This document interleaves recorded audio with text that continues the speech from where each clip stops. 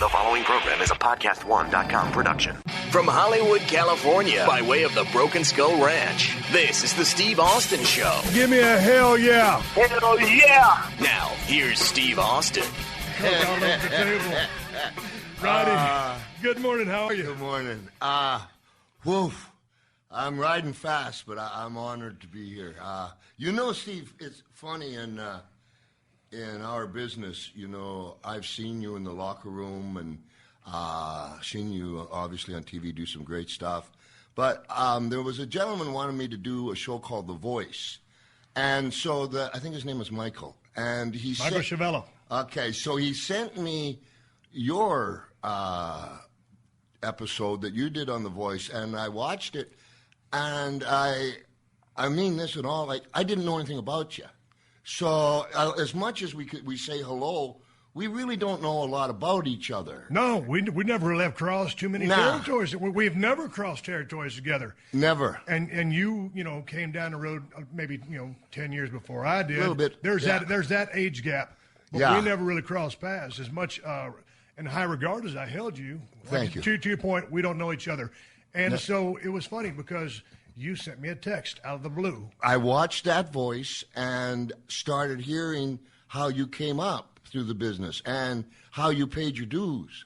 And I feel bad about this now. I just never thought of you that way. And when I saw that, it's like, well, that's my brother. And that's why I just got out the text and said, great job. And that's how it started. I just, sometimes we get buried in our own stuff, and I do. Speak for myself. Well, who's we? You got a mouse in your pocket? No, but it's funny because you're, and I don't mean this in an antique fashion, but you're so old school. I mean, yeah, you paid your dues, you earned your stripes. I mean, you paid double dues. So from your mentality. And it's kind of like me. When I look back, hey, man, I guess this guy, he didn't even really like the business. He just got in to make money. Yeah. You're of that pure mindset that you love the business, yes, and you pay your dues to work your way up, and you gain the knowledge from the bottom as you get the crap stomped out of you along the way. You get those smart long drives with Swede Hansen. Yeah, talking to business. Your brain is a sponge. Everybody pours water into the sponge, and you sit there and you ask questions. Yep. Now, you really offer nothing. If you're not asking a question, you don't really have any business talking because you have no experience with which to speak of. Correct? That's correct, and they would let you know immediately. Oh, yeah. I used to ride down the road with Dutch. Dutch Mantell kind of took me under his wing, and we were traveling together. I didn't have any money to pay for any gas, so it was me and him and Chris Champion. They would put the gas in my Hyundai Excel. And Dutch was always ragging on me, and it's back when I chewed Red Man tobacco, and he'd take all my tobacco and chew it and then leave an empty bag there. And finally, he was giving me knowledge, but he's also, busting my chops. Yeah, hammering. So finally, I'd always go, let me tell you something, Dutch. And he goes, there's nothing you can tell me. And he was right. So I just shut up, kept taking his advice and learning. I remember. I don't know if you can remember this. I can remember when trans was 1 cent a mile. You used to have to pay the driver 1 cent a mile. Then trans went up to 2 cents a mile. Is that how y'all did it back in the day? Yeah, like the mid-card guys, they would, their wives would make sandwiches and stuff. Yeah. And, man. And you'd be on the corner. If you weren't on the corner, you missed. And they would get 3 guys in a car. And in the beginning, they would count the mileage. And at the end of the trip, everybody gave, in this case, a penny a mile or 2 cents a mile. You could buy the sandwiches for 50 cents. That was an old Bronco Lubitsch story. I love it. Yeah, one time back in the day, one of the guys made a bunch of sandwiches for everybody, and a lot of guys just thought he made a bunch of sandwiches to hand out because he was a good guy. Hell no. At the end of the trip, he goes, okay, so-and-so, that was 2 sandwiches for you, then the trans, and, you collect your money because it's business. When you're scrapping and you're trying to come up in a business, you ain't making a damn thing. Nothing. It's kind of hard to get down the road. It was a funny story because I watched a clip of you recently. WWE just announced WWE Network. And they showed some highlights from Legends House, a reality program that you had a part of. And you and I were talking the other day, and you were like, all your years on the road, you like to stay by yourself. Now, coming up, you certainly healed a few rooms and packed guys in a room like sardines, save money because you had to, but by and large, you're a loner. You like to do your own thing. Yes, sir. So all of a sudden, you were forced into a room. Whoa, with Duggan. Jim Duggan. You know, first 4 nights, I wouldn't go in the room. So where were you sleeping? On the floor in what they would call the living room. It was Harpo Mark's mansion in Palm Beach. Oh, that's cool. West Palm. Yeah. Kind of. You know, it was done up right. They didn't hold no expense back, but I just always had a hard time falling to sleep like that. But eventually, Hacksaw. I don't know how much. Like, I didn't know Hacksaw that well at that time either. Yeah, I don't know him at all. I said, okay, so things like this, I go, you're getting up, and I'm trying to take care of my roommate, right? And I says, Hacksaw, did you order your food? He goes, no, I asked it nicely. What does that mean? What does that mean? Somebody's talking about salt in their food and Sodom and Gomorrah, and they turn to a pillar of salt, and Hacksaw looks and goes, salt's bad for you. Non-stop, right? Yeah. He was a wonderful guy. Well, did you guys gel as roommates? I guess we're going to see. Yeah, I guess you want to let the cat out of the bag. No, but I was definitely the dark horse in the whole episodes of it. I have a hard time being harnessed. If I feel like someone's bullying me or harnessing me, I have a hard time. But you sound to me like you just need your space. I mean, man, I love people. But most of the people that are close to me know that I'm a hermit. When I go to South Texas, it's just me and my wife, or if I'm just down there by myself. I love seeing human beings, but by the same token, if I go down to my place and I don't see one for 1 or 2 months, I'm totally fine with that. Absolutely. I've always been, it's hard to believe, but I'm extremely shy, to a fault. Come on, man. Nah, I know. Straight up? Straight up. I'm not, like all the stories and stuff that Flair tells or whatever, those were done in very wild days with a lot of consumption. Right. But as a human being from the beginning, I left home when I was 13, and Hey, man, you got suspended from junior high, right? Or kicked out of junior high. Yeah. And so you had a beef with your father? Oh, you pulled a knife on somebody. I was wondering what happened. Vice principal. I'll tell you the story. Yeah, please do. I mean, not a good thing to do if you're in junior high. These days, you can't even carry a pocket knife to school. True. No, but tell me about that story because we're talking about paying dues, and I know. Yeah. And here's the thing that it was funny when you sent me that text message because I held you in such high regard. But in doing my research about you, there are so many things about yourself that I did not know. Yeah. And man, if you got on the road at 13 years of age, and I know when you had your first pro match, and we'll get to that, but you paid not just dues in the business of pro wrestling, but life dues. Getting out and having to support yourself by yourself. Yeah. So what happened with the knife? Well, I'm trying to tell you this, and I can just tell you the truth is all. It was in Toronto, and I was trying to go to school, and it's a junior high school, and still in Canada. I don't know why. So, it's gym class, and they've got a big swimming pool, and they insist you swim naked. They insist. The YMCA's at that back of the insisted, and I was having a hard time with it.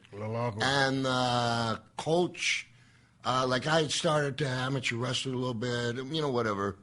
And the coach was really getting on my case, and I said a few words, and all of a sudden the vice principal, and they were cornering me in the locker room. I didn't understand, and I had I had a knife, and I got confused. I just was really scared. Right. And there, all of a sudden, I had it, and then, things got real ugly then. And, I got kicked out of that school there. I wasn't, you hear all these, I've never tried to hurt anybody.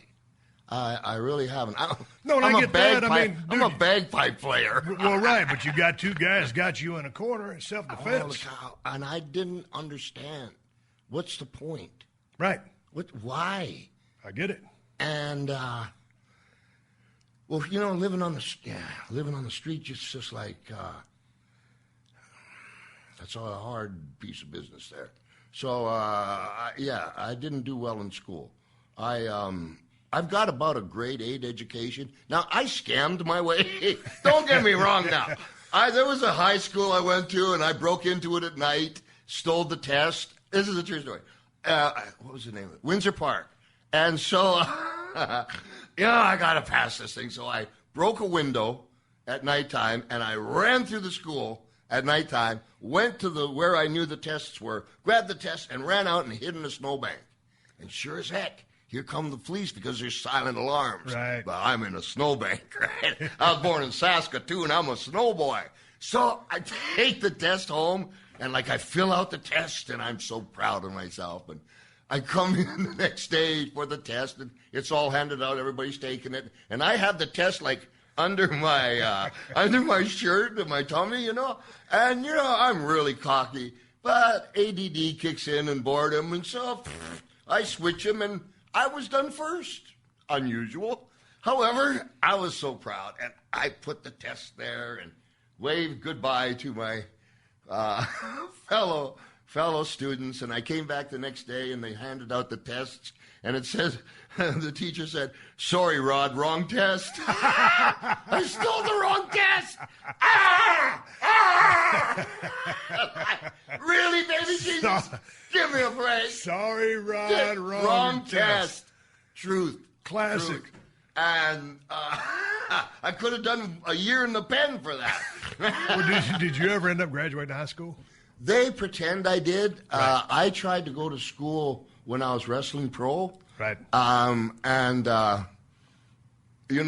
went back and I got the key to the city in Winnipeg is where I had my first pro match. And I went to visit the school, and they pulled these cards out like you got 50%. Yeah. But, this is, if I may, I don't want to bore you. No. I'll tell you something that I never really talked about. I was born in Saskatoon, Saskatchewan, which is one of the coldest places on earth.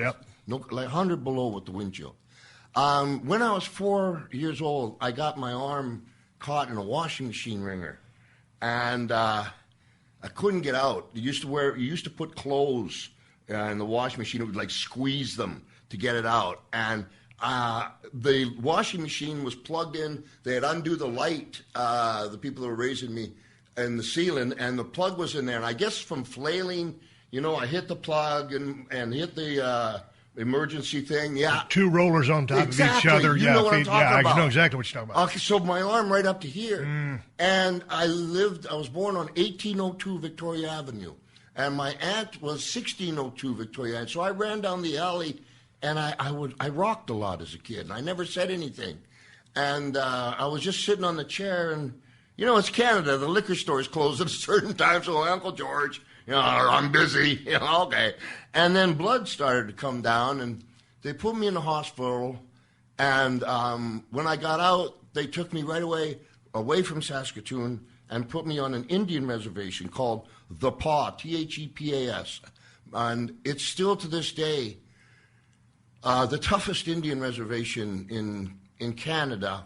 It's the home of the World's Trappers Festival. They used to do a program, Wide World of Sports, once a year where they're real trappers. They're not, Right. You don't pet the dogs. The dogs Right. are chained down.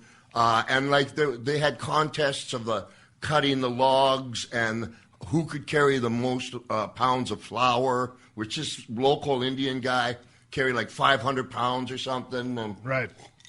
and you just get this, I'm going to tell you. I've always wanted to, and I'm going to tell you now. Hold it, Colin, then I'll quit if you're still talking to me. So I was the only white kid in this Indian reservation. I was so scared. I can't tell you how scared I was. And my first grade, I begged not to go. And to the point where, and I'm not exaggerating anything, I held on to the man's ankle, and the man literally moved his foot like a walking dead all the way and cried. Everybody in the hallway watching me, and the teacher's name was Miss Hill. She says, "I take care of the little boy." And they left me, and she took out, in Canada it was legal, it had a handle and it's triple leather. And, she got me stop crying there. Yeah. Bring, bring. You betcha. Shutting up.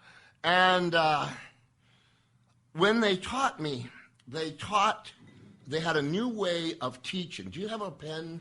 Anything, pencil? Maybe we could get one as I was going along. It's the Steve Austin Show pen for me. I love it. I got a pocket knife, though. We'll carve it in here. So in my very first year in school, the country decided that they're going to change the way to teach children.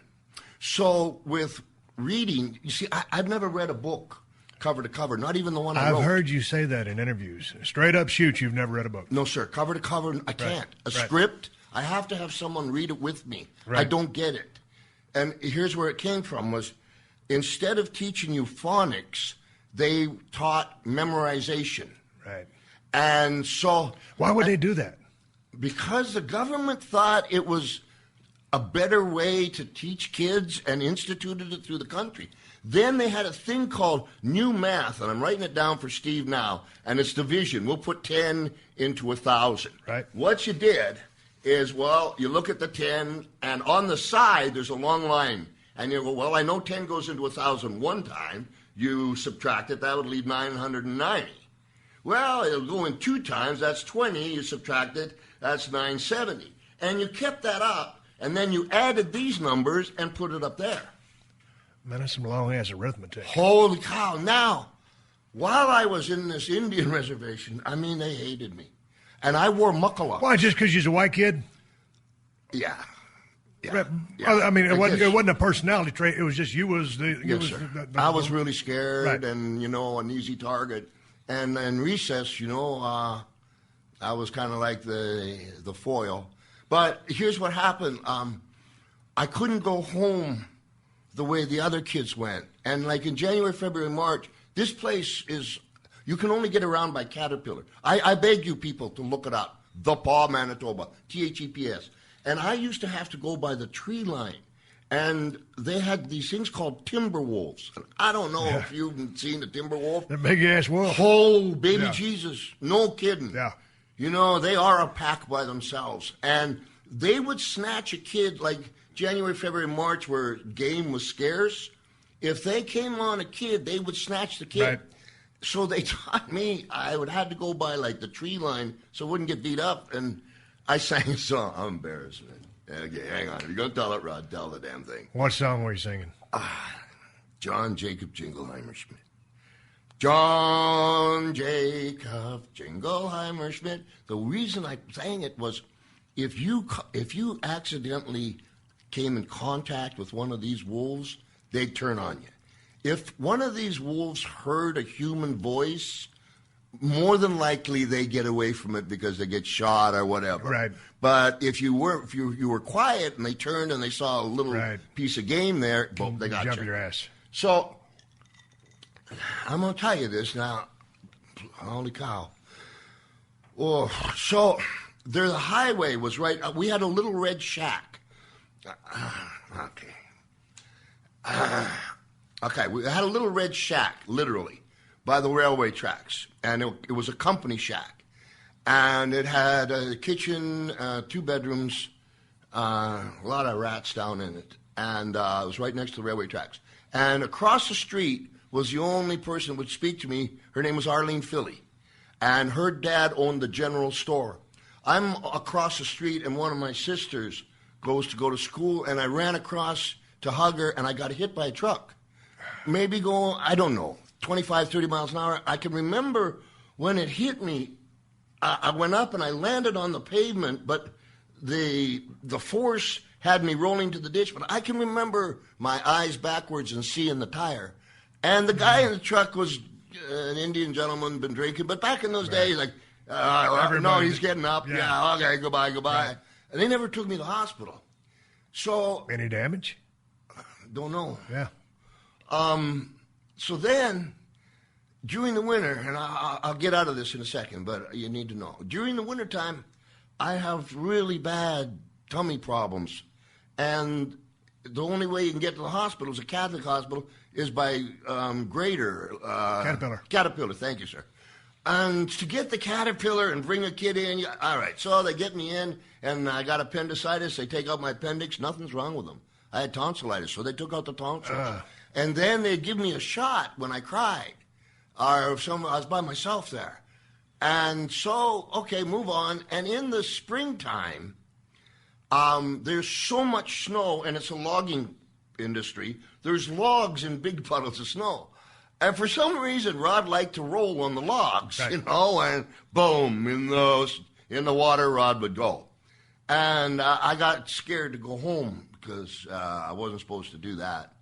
And so I'm with my friend, and her and I rolling on the logs, and we both went down, okay? Oh, and I'm too scared to go home. And right across the street is her father's store, and next to it, kind of like a garage with a pot-bellied stove in it. Arlene and I went across the street, and we took all our clothes off. I'm 6 years old. All our clothes off to hang them to get them to dry. Right. But we're naked in the garage, and Arlene's mummy was a very religious woman, and I can only pick up certain points for you here, but I remember her coming in and she screamed rape. Oh, and Jesus. She called the police. Yeah. And in those days, there was only one policeman he was an RCMP, for 300 miles in every direction. Right. And so she called that policeman, and he came. And that policeman was my dad. Wow. That's how I started my first year. And then, boom, they moved me out of there to another place. And by the time I got, grade 3 or 4, I was so lost. I couldn't catch on, so I just cheated a lot.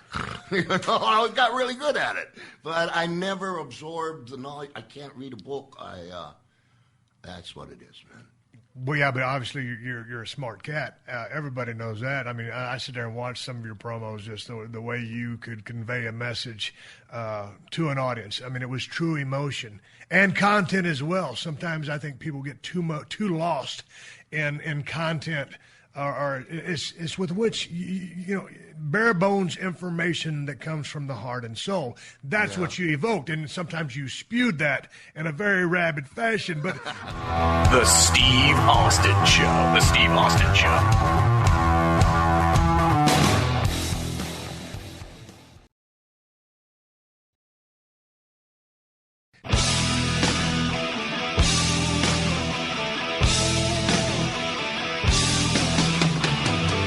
all right, here we are continuing my conversation with Roddy Piper, the one and only Hot Rod.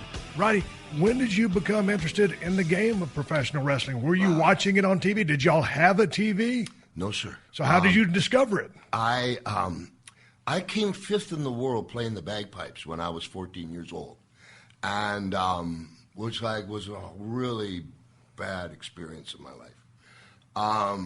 And I got picked out of 200 pipers in the world to do the Rose Bowl parade. I don't know, I was 10, 11.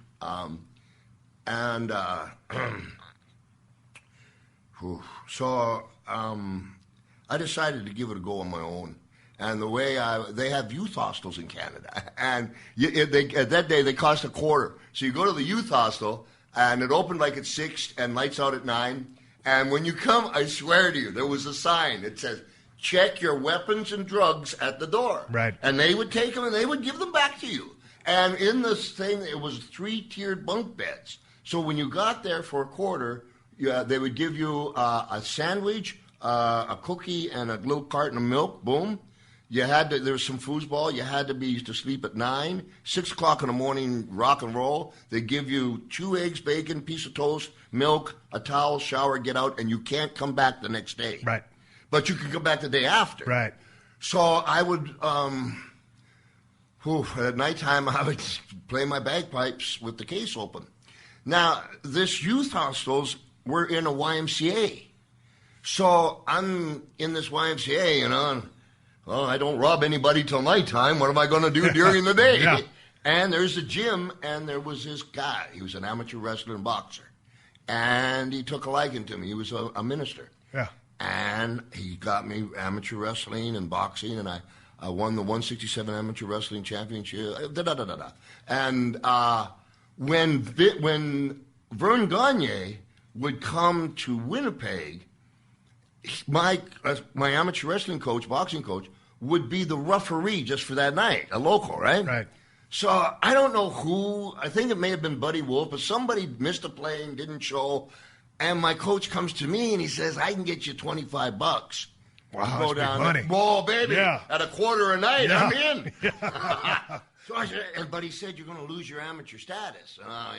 Wow. Yeah, but $25. $25, baby. Time to turn pro. Time to turn pro. So Now, this is at 14, right? 15 now. 15, okay. So I've never seen a pro match. And Jesus Christ. I went to my pipe band and said, they said, all enthusiastic, we'll play in. Okay.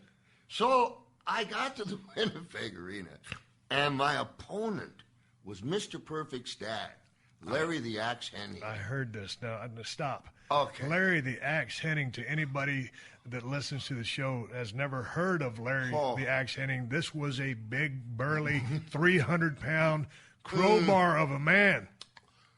Whoa. I'm just tough. Hold me there, and let me tell you a Hennig story quick.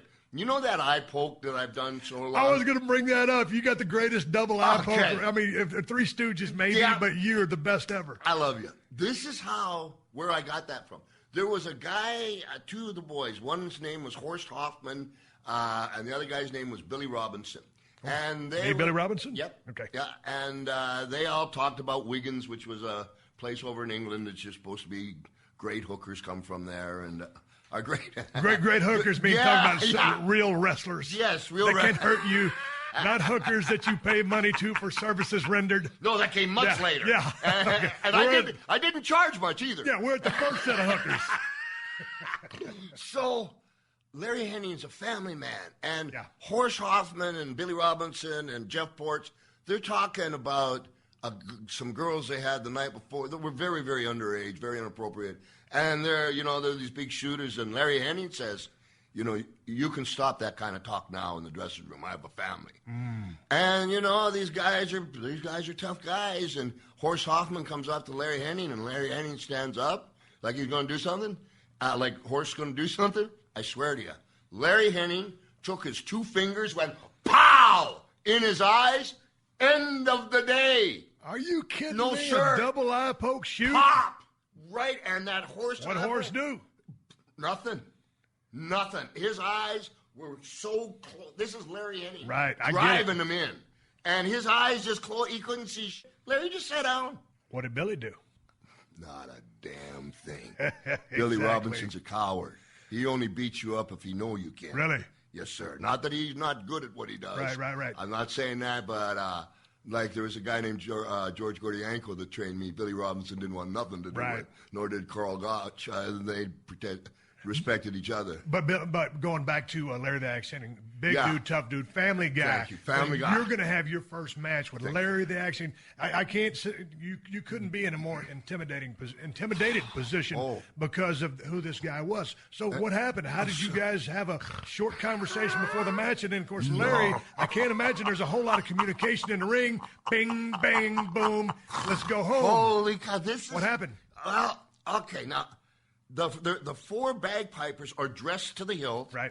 There's a bass drummer with the big fluffy hat. He's got a pint of scotch and a boom, boom, boom. And two snare drummers. Yeah. And me, 167 pounds, wearing the kilt from the band. Yeah. Okay. And this is all I know that Larry Hennig said through the promoter, El Tomko. This is what I got. Just be like a Greyhound bus and leave the driving to us. What does that mean? Excuse me? Clarity here? So, my pipe band started, and as they were playing me out, my first name is Roderick. Short for Roderick is Roddy. That's what the announcer knew. And he had to say something. And he said, ladies and gentlemen, here comes Roddy the Piper. Right. And Larry's face was red. There was smoke coming in his eyes. Because There was no music. It was sawdust. Oh, so basically he thought you was insulting him. I was trying to, yes, sir. You was upstaging the man. Exactly. On your first endeavor. You know it. You're greener than grass. How dare you? My first match. Right. Unbelievable. Who are you? The What's showmanship. What's this? The production. And the boom and Larry's in the ring. Oh, my. Oh, bad move, Rod. And all I really remember is kind of like, ding, ding. Start, finish. It was a short bus ride. Short? It was a short bus ride, sir. Shortest match in the history of the Winnipeg Arena. Lasted 10 seconds, including the 3 count. Right. And he broke my nose and split my eye open. And I got back to the dressing room. I had my head down, you know. It wasn't very... I used to think I was tough. Not anymore. And there was Mad Dog was in the locker room, and I Sean? Oh yeah. And I just put my head down, and they used to have these shoes called penny loafers. Yeah. They put pennies in them. I could see the promoter. I could just see the penny loafers because my sight was rather. That asshole shut. Yeah, and I thought he was going to duke me out of my $25, and he said, "Kid, you did great. How'd you like to go to Kansas City?" Come on. And they had, no, sir, they had, You did great. You lasted 10 seconds with the axe. You did great. And they put me in a van that night, and when it come to the border of the United States, they put the mats from the van over me, and I was just asked my kid sleeping. Right. And I never stopped. And for the first 4 years, they beat me up every night. But the first 4 years, I didn't have a number. So I was expendable. So I was a very handy tool to have. Right. Well, That's hey, all of a sudden you go in your first match, you know, you lose your amateur status. You're a pro. Kid, you did good. We're going to Kansas City. So how long does this decision-making process last? Because all you got is you. So you just pack up and go? What? Because I didn't have anything. Like, at the youth hospital, there's no closet. Right. You know, and it's every other day. And it ain't like you got a whole bunch of junk there. I got $25 and I got a ride. I think it's more out of fear. Right. I was scared to say no. Hey, well, talk to me about on-the-job training then, because then technically no one ever really taught you pro wrestling. You learned in the ring. Yes, so I then learned how on did the the job. progression go, and what kind of cats were you working with? Obviously, you were most likely working babyface, yes, working with big-ass, heels that could lead you through a match if that's what it is, or beat you. Yeah. But you learn the basics, the very basics of psychology by taking an ass whooping from a vicious heel. Yeah. Right? How long before they let you get some offense in? 4 years. Really? Yeah, my second match was against Superstar Billy Graham on Fern's Television. How'd Superstar take care of you? You know what? I tell you, he might have bested Larry. He might have got it done in 9 seconds. But when I came down, you went down on these steps in this kind of grimy little place, and Superstar was coming from behind me, and he looks at me and he goes, we were a little short on time, or I would have given you more. I looked at him like BS, and he cracked up laughing. Right. And he loved me from there. Really? Yeah. Really. So, but you'd been around by then. Who was the first guy to really kind of take you under his wing and shine you up and make you look like somebody? I'll tell you what, seriously, for 4 years, every day at 8 o'clock in the night, they took pleasure in stretching me. Well, yeah. For like 4 years. But and again, you and me are from a generation removed from each other, but that's just the way I hear it was. You're here to say that's the way it was. Yes, sir. We'll get into how I got a genius as a mentor, but just before that, they would do things like this. We were driving from Winnipeg. We had to drive all night to do Minneapolis TV. Yeah. The guy's name was Dave Muir, and Bobby Jones were the old-timers. I was in the back seat. And they wouldn't put the heat on. They said they were too hot. And I had a bologna sandwich and a bottle of 7-Up to eat. And finally, the bottle of 7-Up exploded. Frozen exploded. Jesus. Also, there was a time when, license plates were odd and even. You could only get gas on those times. And so they had a 6-foot credit card for me. And they stopped by, because every farm had this pink gas that was cheaper. And I'd have to siphon the gas. and bring it to the cars. And every damn farm seemed to have a German Shepherd, and I didn't speak no German. Now, but I'd rather get bit by the dog than what's going to happen to me. And then, like in Dallas, just to kind of give you an idea, my job in Dallas, I'm the only guy, I think, to get kicked out of the Alamo Plaza Hotel in Dallas. They don't clean the rug; they just put another layer on. And what'd you get kicked out for? My dog ate the owner's poodle. My dog's name was K-Fabian. He was a pit bull. I never fought him, and K-Fabian. He ate his poodle. K-Fabian. Damn, yeah, K-Fabian. So, and he used to sleep. I had a Vega hatchback. I used to sleep in. I kept the cooler open so he could get water and stuff. What year was it, Vegas? 72, 73? Yeah, in there someplace. Can't remember. But in Dallas, my job was, Fritz came to me, my job was to get wrestled, change, and get the fire marshal's daughter and take her out and make sure that she enjoyed wrestling. That way Fritz could get more people than the fire code allowed. Right. Like, those kind of jobs never ended. Right. So without getting into that and kind of moving on, so I maybe worked 12 territories, and I got sent to L.A. But while you were there, before you got to L.A., I mean, you have fire. As a babyface, you have fire. Some babyface ain't got fire. As a heel, you had a mean streak. I mean, and I believe you have to have two key things that I think a person needs to succeed in the business of pro wrestling is fire as a babyface, mean streak as a heel. You just got to. Yeah. You had to have fought for some of the stuff you were getting there to start that fire. I mean, you're a fiery individual anyway. You have seemingly a chip on the shoulder, always trying to kick and scratch your way for everything because nothing was handed to you. But you were having to fight for what you were getting in that ring because I know you had to shine some. Yeah, and you had to fight for that against veterans. It came after a while that I just fight as hard as I could because, there you go. At least try. Yeah. And I'll tell you, this is a family-friendly one. Yes, there's a lot of stories that happened to me, but when I finally got to the Olympic Auditorium, there was this guy named Leo Garibaldi. Mm-hmm. Now, for anybody that's interested that wants to become a pro wrestler, I used to go to UCLA Melnick Hall, and you can watch Gorgeous George, Warren Bockwinkel, Leo Garibaldi when he was 16, his dad, the whole thing, reel to reel, frame by frame. I used to study them. And so now Garibaldi's the booker. Right. So what they did in those days was like I would spend 6 weeks in Texas and Amarillo for Funk, doing jobs, 6 weeks in Dallas doing jobs, 6 weeks in KC doing jobs. So the faces were new, right. And then they just shipped me off to L.A. to do that. Hey, man, do you own or rent your home? Sure you do, and I bet it can be hard work.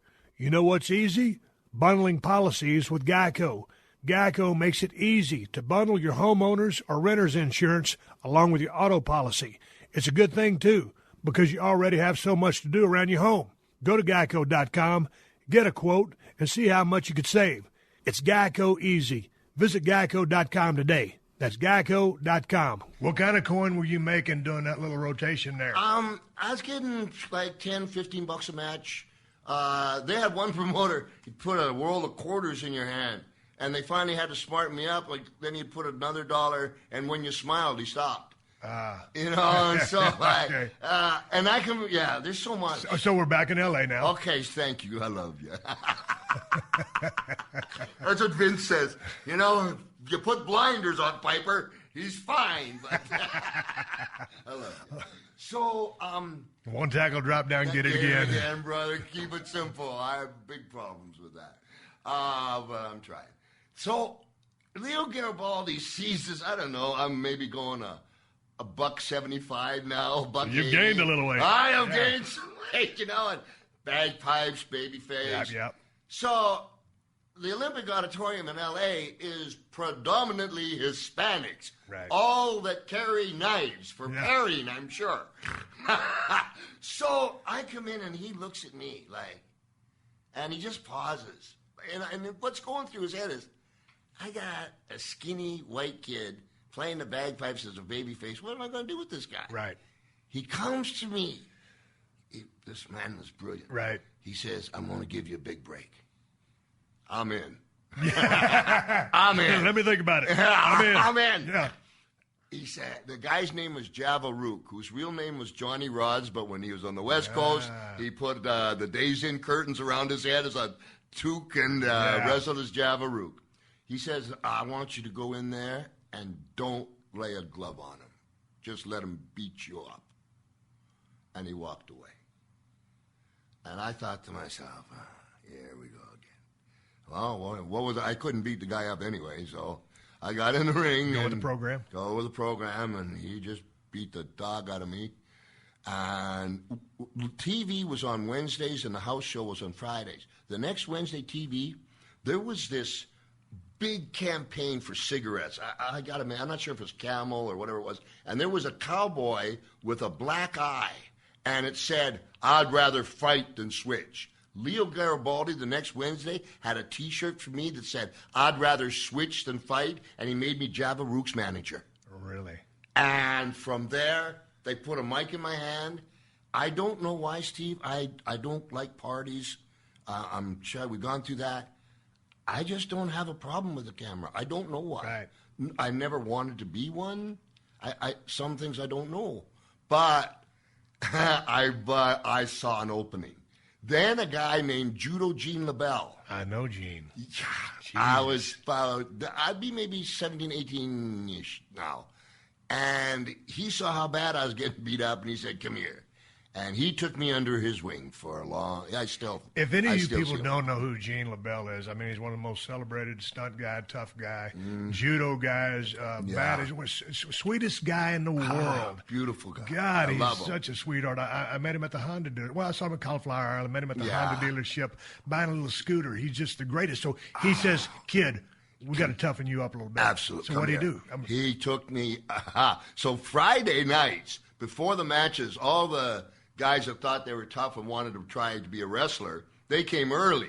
Well, he put me in the ring with them and just instructional as we went along.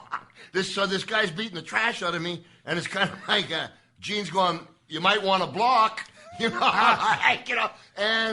I started, and then he started taking me down to the dojo. And, he trained Bruce Lee, Chuck Norris. Yeah. And she's only given away, 21 black belts. He's 80 years old still. I love him. I wrote prefaces for his book. But he showed me how to take care of myself. And at that same time, I was doing things like playing the cucaracha on the bagpipes, right. da-da-da-da-da. And that was how I got my first break. And before, I know you're going to answer the question, but with Leo Garibaldi, I want to show you what a genius he was. So we're driving to Bakersfield, just Leo and myself. And, again, like you explained, I would listen to these guys for hours till I was going to puke. Right. Throw up. And I just but the thing was, I wasn't getting it. Right. Right? You're going to tell me that story again? And yes, and I'm going to keep telling it till I see a bell ringing. And we're going to Bakersfield, and there was a tag team called Gordman and Goliath. And they hated Chavo Guerrero, who was the top babyface at the time. There's a big jealousy thing. So on the way there, I said to Leo, I says, so what's going to happen tonight and all this kind of stuff? And he says, I'm going to have Chavo beat Gorman. One of the two. Yeah, whatever. Yeah, and he keeps talking wrestling and stuff. And so we get to Bakersfield, and I'm sitting there, and it's a little round building. And Leo Garibaldi lays out the biggest bunch of baloney, nothing that he told me, that I've ever heard. It was so bad, everything so bad, that all of a sudden, Gorman and Goliath, they're getting hot. And they're half Hispanic and half English, talking back and forth. And now they hate Leo. This is stupid, this is... And all of a sudden, Gorman goes, I'm going to put Chavo over just to show you. That's genius. Right. That is genius. And he started teaching me the psychology. Yeah. And then he said, the moves are just a translation for the psychology. Right. As words are for changing thoughts. Right. Brilliant. So the light went off. Thanks for letting me get but the light went off in your head as soon as Gorman said, hey, okay, this is what we'll do. And then I started listening. Right. But it's funny because, when you or I talk to some young cats every now and then, you can tell them to you're blue in the face, but sometimes, and you can just see it because we've been there and done it and experienced it. It's not really going in yet because it's not ready to go in. Exactly. And at a certain level, it will start to be able to sink in. Some people will always be impervious to it. Some will soak it in sooner than others. Yeah. But that's just the way the business is. It is. And you can tell, like, I know if you're driving down the road, you see somebody younger, it almost in a beat and a half. It's worth it. Or wonderful guy, but that's what it is. Yeah. And sometimes you got to go through the process just to, to find out. Yeah. Or to be nice. Yeah.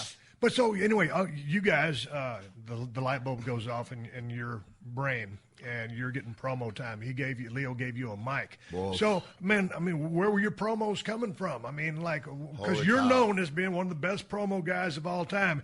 It's always funny to me when someone wants to lay down their top 5 promos, and most people. The thing about wrestling, the thing about the in-ring product or the microphone. It's really subjective by and large for the most part. Subjective. But among top guys, that's a different story. Yes, sir. So when I would say my top talkers, you are on that list. There's a difference. There's good and bad, and there's people that don't know. It's like I love rock and roll music. Some of my best friends play rock and roll guitar. I can listen to the same thing they're listening to, but I don't really get it. I get it on my level. Yes. So we're talking on a higher level. A true crime podcast. It got me upset because this is someone's kid, and someone knows she's gone. That takes a different approach. It was shocking for something like this to happen in our little town. Focusing on the communities affected by life-shattering crimes. It made news throughout the entire region that these 2 people had been shot while they slept in such a safe community. To give a new perspective on the devastation crimes can cause.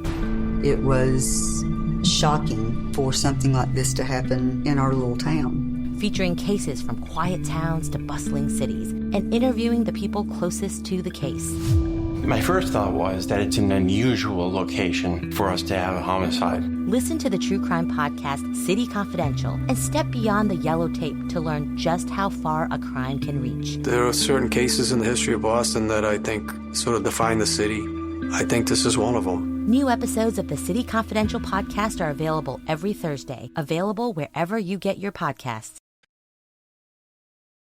So with that being said, what was the genesis of the hot rod or just the Roddy Piper promo in general? Holy cow. Good for you. See what it did good there? Good for you. I see what you did there, and you did it really good and with respect. I love you. I'll tell you the truth.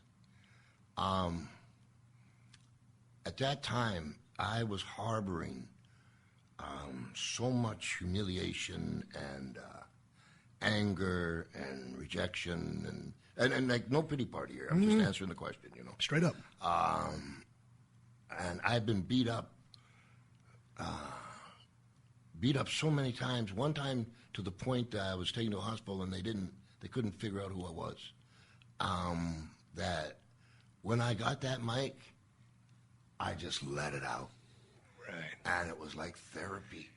Yeah. And I had so much in it. Yeah. I mean, I was, everything's my fault, but I remember when I was 13, it's kind of silly, but I sat on a curb in a town, and I started crying. And about 2 or 3 hours later, I figured out no one's going to come. Right. Well, okay, guess you better get up. Mom's not going to make you the sandwich. Right. And other things that had happened, and so I can say anything, you got it.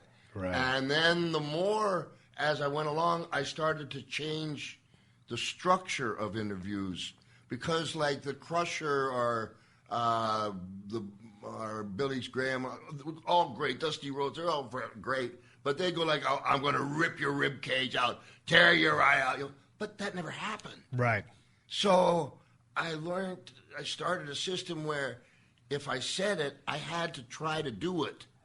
Otherwise, you lose all your credibility. Right. You're building credibility. I get you. Yeah. And, like one of the... And when one works for you, you get a tremendous amount of confidence. Right. So the one that really worked for me was I was sitting on a donkey painted as a zebra. Like I got the idea in Tijuana, and I had a T-shirt that said Conquistadors of the Guerreros. Are you still in L.A. at this time? I'm in L.A., okay, yeah. And I got the mic, and I'm like rolling. And I got a sombrero on, and I got a piece of tree branch with a string and a carrot. Oh, Jesus all right? Christ. And I'm rolling. Okay. Luckily, here we go. Now, that TV went all over the world in Spanish. I still remember the number. RI 95171. I think it was channel 54-ish. 32, 54. Still going. Yeah. The president of the channel got so hot. Went to and we're going to take them off TV. Really? A lot of heat. And I'm going, no, and you apologize? I'll apologize. So, like, it took about 2 weeks of TVs, and I said, the gaita is the word in Spanish for bagpipes. I said, listen, I'm so sincere. I'm so sorry. And, all right, I'm trying to learn the it's hard because it's a Scottish instrument. Okay, all of a sudden I say, I got it. When you come on Friday nights, I'm playing it. Okay. So, baby Jesus, man. I got up in that ring, and the announcer's name was Jimmy Lennon, who saved my life. Wow. Great man. Yeah. He saved my life from a guy shooting me. Another story. So, I got in the ring, and I said to Jimmy Lennon, please tell them to be quiet and stand for the Mexican national anthem. I smell a rat. Brother, they stood up, babies in their arms, total commitment, hand over the heart. Of course. Could have heard a pin drop. At that moment, I went to myself, I wonder, and before I knew it, and I played knee, and there on, da da da da da da da da da da da da. Holy cow! The chairs were bolted. The chairs came up. The first successful stabbing. The match never got started. But wow. Shooting heat. What a roll. Straight up heat. Yeah, too much to the white. Right. Red's good, but I was getting in the white, and it made the AP in our business, and it gave me a confidence boost. Right. So now I got Gene, and I'm starting to form my own formula, and then just like an incredible bunch of talented guys that were teaching me, incredible, man. But you love being a heel. I'm a born heel. You're a born heel. I hate being a baby. I wanted to be a heel because that's what shy kid, same, little different background, but shy kid. Yeah. And for me, just being a heel, having that freedom, and you can't fail. You can be not a good heel. Yeah. But I mean, you can't fail from the performance standpoint. It's execution, and it was real. I made my biggest mark as a babyface, or maybe a gray area babyface. But you love being a heel. I still would be one. This is the Steve Austin Show.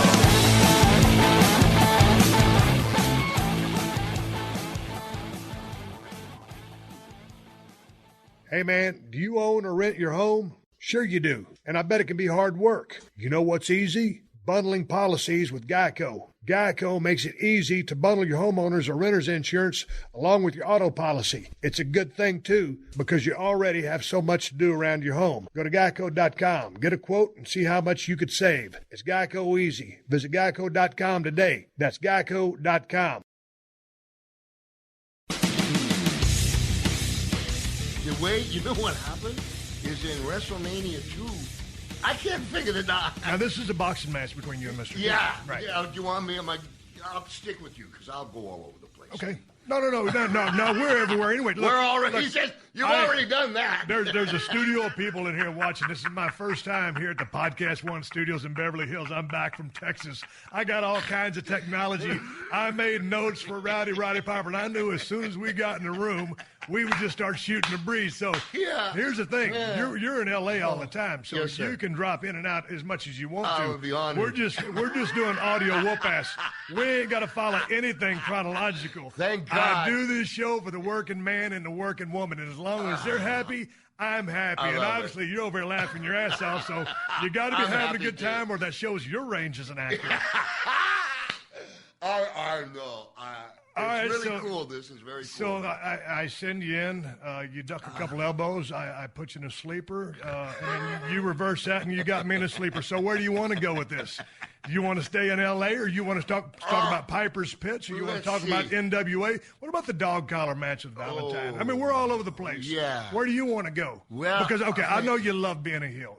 That's where, yeah. But you're scrappy, and you had to work for every single thing. Because, man, just always try to want the younger generation to learn something out of the shows when I talk to people like you. Obviously, I don't talk to too many people that are in your ballpark, but you know what I'm saying. So this is a guy who was a heel because he, a lot of things that happen in your life, but from the performance part of wrestling, you wanted to be hated. Yes.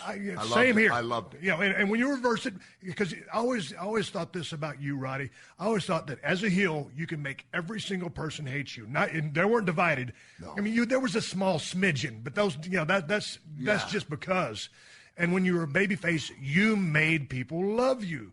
There wasn't, it was almost all or nothing with you. And that's as about as good a compliment as you can give a guy who's trying to be a heel or trying to be a babyface. Very kind. The thing was, when you worked the territories, what I learned was you had to come in as a heel and then turn babyface because you got a double run. Right. And what guys don't understand, and then you were finished that territory for L.A., for instance. You go to Portland, nobody knows who the hell you are. Right. Okay, quick Don Owens. Let's do it. Don Owens, Portland Wrestling. All right, so I'm scared to leave L.A. because I'm on top, and and things are good. Things are good, and Rod, why? Yeah, because if you really want to do this, one thing that I watched all the time was my progression and my age. I was ready to take a left-hand turn if things weren't going good. And you were still very, very young. Yeah. In the wrestling business. I mean, geez. Too young. Yeah. A little too young. Geez, what was I going to tell you? No, you were going to Portland Wrestling. It's a Don Owens story. Yeah. Okay, so anyway, finally I get the guts to go. And it's live TV with Don Owens. Now, Don Owens, if you don't know him, he was a wonderful man. And Thanksgiving, he would bring turkeys for the boys, and one year they had the midgets, so he bought them Cornish hens. That's great. Yeah, he's that kind of ranch, and he's a good old guy. So it's my first day in the territory, and, he's heard whatever, so all right. He's announcing, and I'm in the ring, and I tell him, shut up for the Scottish national anthem, whatever. Boom, blow out the bagpipes. And I used to play them like Jack Benny. Just total, actual torture to booming.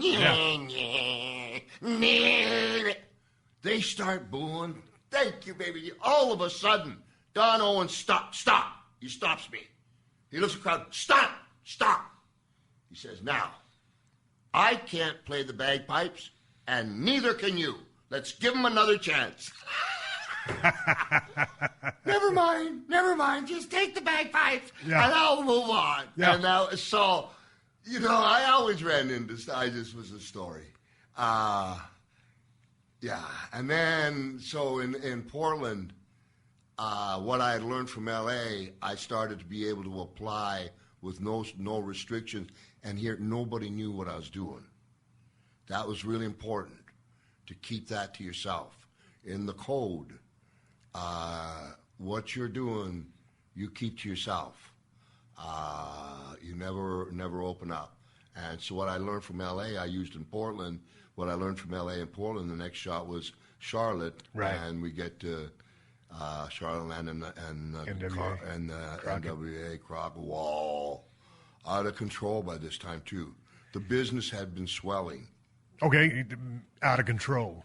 Yeah. You talking about on the party end, or you talking about? I'm talking about, or just couldn't even call it partying. It was a lifestyle. Lifestyle. Caught up in the highs of being in the business and successful, the confidence. Yeah. You guys are flying. You could do anything you wanted to do. It was bulletproof. Right. Fastest gun, slamming cars, and, just bad, and wild. Bad, but had a blast. But I mean, dare I say, acceptable back then. These were, this is what that era was. One of the ways, because we didn't have the media, that we would get attention. Right. For instance, Jay York we come out of a small town, and Jay York with a 12-foot bullwhip around him and a buck knife, 6'5", 300 pounds, go to a restaurant and say, give me a dozen eggs and a pound of bacon. And then Gorgeous George would be down in the beauty parlor with the window getting his hair done. And so that's the way, and then Piper just got arrested. Right. All right, good. We got a card. Yeah. You know, yeah. And that's the way it was. Right. But, like, we started losing people. Right. We're losing them fast for all kinds of different reasons. And so I come to the dog collar match. We just, I'm trying to get there. No, but in listening and reading about you, you spoke to, there was a period and you went to a real black hole. I guess maybe it might have been one of your really low points. And the business had been losing a lot of guys. Yeah. What was that the wake-up call for you? To peel back a little bit in moderation, or you just hit a bad spot and you stayed there for a while? I'll tell you, I'm being honest. I'll tell you what happened to me where I got kicked into, I don't care whether I live or die. Right. So I'll take us back to L.A. for a second. Vince McMahon Sr. and Mike LaBelle, the promoter here in L.A., all promoters, every Monday they would talk, and I had this house, and who did you have on top, etc. And so Mike LaBelle's bragging about me, and he has Vince Sr. rather come bring me in. And I don't know, maybe I was 19, 20, whatever that is. Holy cow. So I come into Madison Square Garden, I come in a car, and they pick me up, and there's some just kind of new young wrestlers like Andre the Giant, Tony Atlas, Bobby Backlund, Bruno Sammartino. And just a couple of Hall of Famers. Yeah. Future Hall of Famers. Yeah, little guys. And I'm probably, again, about $1.80. And the bagpipes is a woodwind instrument. You have to play it a little bit before you go out. When I first came into the garden, Captain Lou Albano come to me, and he squeezed my chin, Paisan, and he gave me a hug. It's Wrestling Love. We don't want you here. We've been watching you on that Spanish TV. Right. Get out of here. You didn't know that was a shoot at the time. I thought it was Wrestling Love. Right. And Freddie Blassie, classy Freddie Blassie, had a cane and come over and slam me in my shins. I know not to react by now. Yeah. Hey, you kid, pencil neck geek, da-da-da-da, we don't want you. Nice guys. Right. Warmed up the bagpipes, and I put them aside. Mm-hmm. And the truth is, I was doing push-ups trying to look like 181 pounds. Yep, whatever. Get you a little pump. Just anything going my way. I come out there and, of course, tell them all to shut up for the Scottish national anthem. Well, Madison Square Garden is just 24,000 Puerto Ricans with knives. Right. It takes them a while, but I knew, I was confident. And right. Promoters came from Japan, Germany, and the McMahons are out there to look at this boy wonder. Hell of a damn opportunity to. Okay. On top of 19 in the most prestigious venue in the world. Right. And as we know, boom, I went to play the bagpipes, and nothing came up. Mm-mm. And again, I came 5th in the world. Mm-hmm. I'm changing the spark plugs on the fly, the oil, what's going on. Right. A lot. I'm scrambling, drop them, go after the guy, do the finish, come back to the locker room, literally. Don't call us, we'll call you. Left in a cab. Right. Back to the airport. And, I totally fell on my face. And everybody was happy about it because I had been on top so young that, they wanted you to fail back then. So it was a little brutal from that perspective, but finally I went, what happened? And I grabbed the bagpipes in the cab. I was like a deer, I don't know what I'm saying, in the headlights. So you didn't know that you had been screwed yet. You're about to find that out upon examination. Yeah. The bagpipe, go ahead. Because, all of a sudden the match is over. I'm back. Get out. Yeah, you failed. I failed. Yeah. Get out. And you don't know why you failed. Not a clue. So what happened? And I barely showered. I put literally get out. Yeah. And there's a cab, and I go back, and I'm pretty crestfallen at this point. And then what the heck? And bagpipes.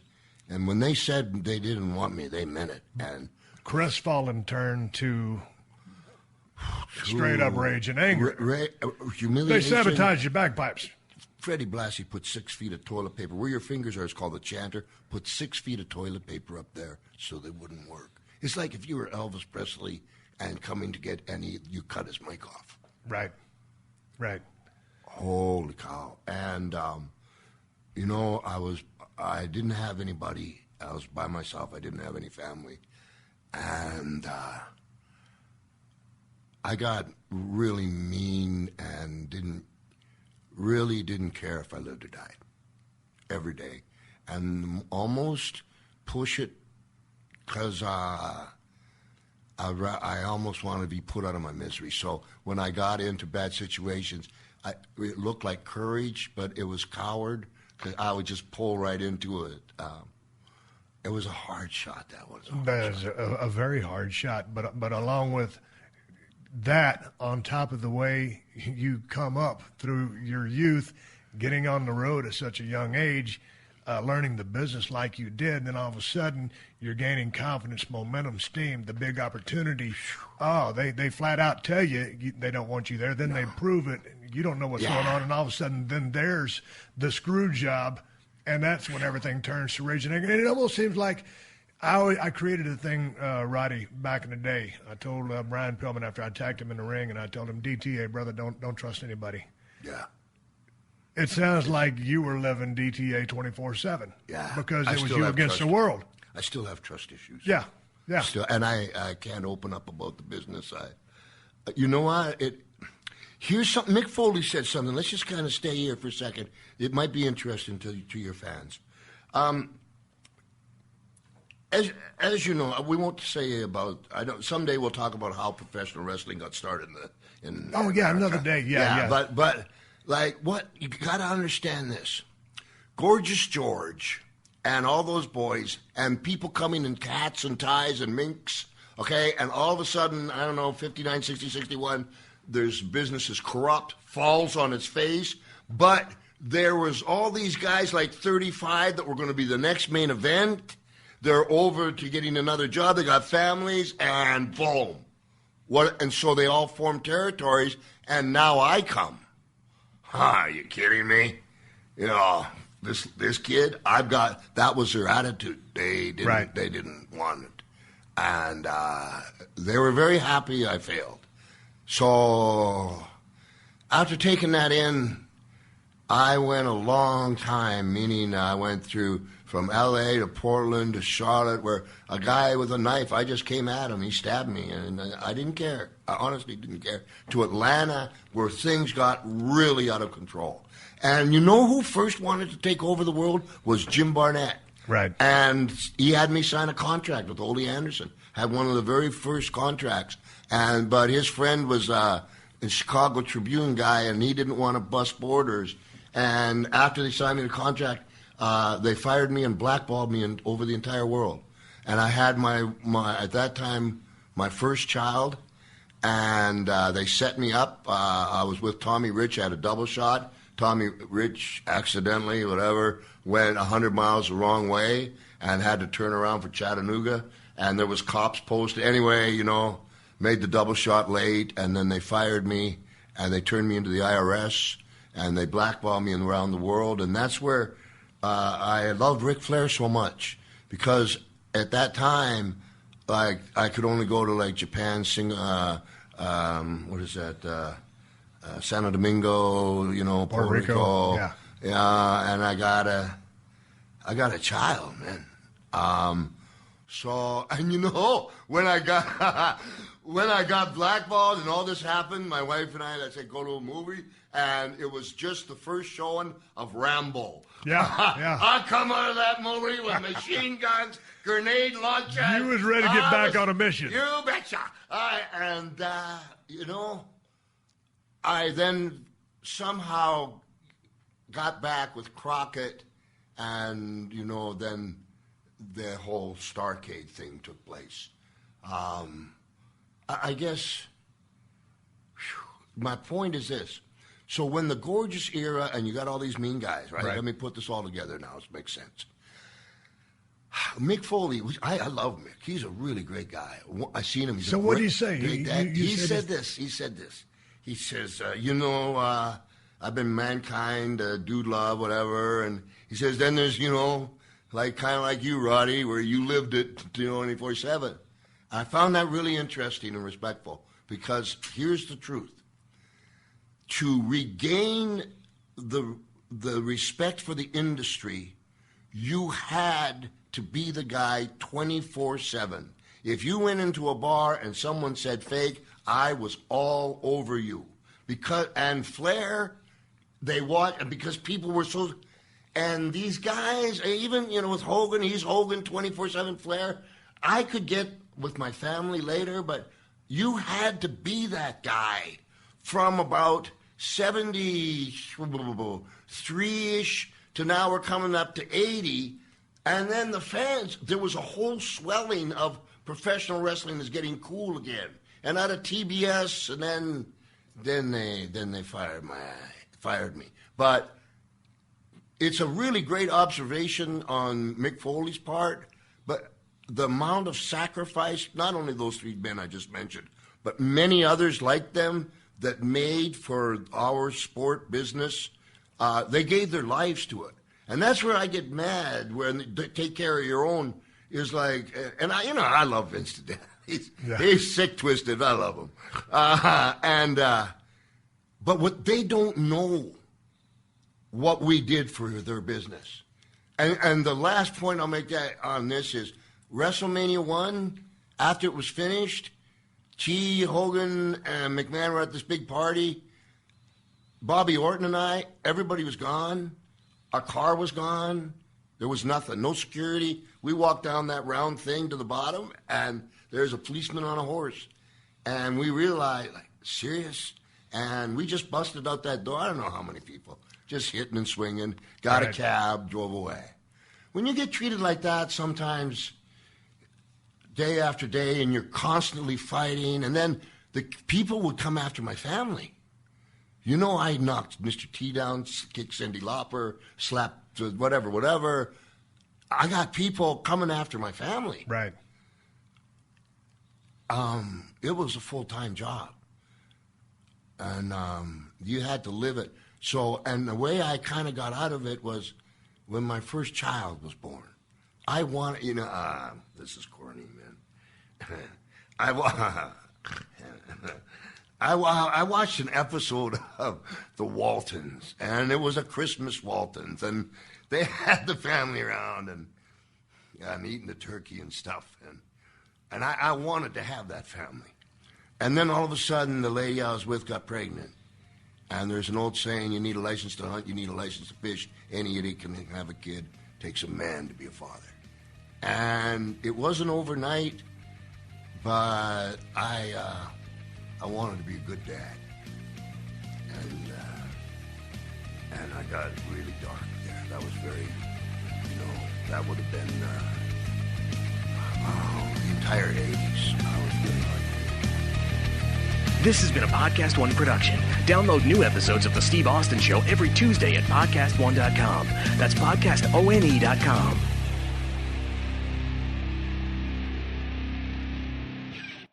Pluto TV is the place for movie fans like me. And TV fans like me. They've got something for everyone, and it's totally free. You can binge laugh-out-loud sitcoms like Frasier. And rewatch cult classics like Higher Learning. Whether you're in the mood to solve a little crime before bedtime with NCIS or Tracker. Or curl up with a surefire hit like Forrest Gump. Run, Forrest! Pluto TV has thousands of movies and shows, all for free. Pluto TV. Stream now, pay never.